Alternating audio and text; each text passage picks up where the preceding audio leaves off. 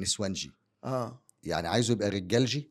ما لا هو طبعا، عيب عين يعني، ما العقل، احنا مش هنمشي زي بقى القرف اللي بيحصل بره ما والكلام ده، يصحش طبعا. صح؟ اه فايه المشكله ان الراجل يكون نسوانجي؟ ايوه، هي دي ده حسب كلام ابن عمرو جارتكو، بن ام ده كلثوم. حسب كلام ابن جارتكو ده. اه تمام.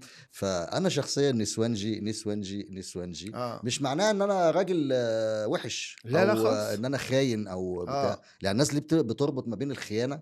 هي بس الكلمة عشان تقيلة، يعني الكلمة بتستخدم دايما في الايه، في الراجل المتعدد العلاقات من غير جواز، خلاص بيتقال بالظبط. عليه نسوانجي. تمام.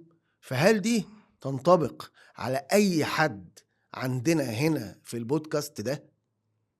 انت متاكد انها بتتقال على العلاقات المتعدده اه من غير جواز؟ اه انا يعني متأكد. لو يعني واحد متجوز اه بس بيحب يبص هنا يبص هنا يشوف اه سنجل ولا مرتبط؟ بتاع نسوان.